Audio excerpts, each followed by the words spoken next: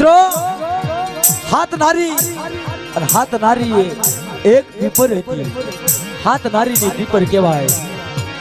મારા દાદા જીવન એમ કહેવાય છે.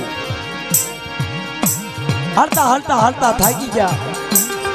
હાથ નારીની પીપર આવી અને મનમાં વિચાર આવ્યો, લાય પીપરનો સાયો છે તો અહીંયા ઉતારો કરી કદાચ જો પાણી મળે ને તો પી લઉં કે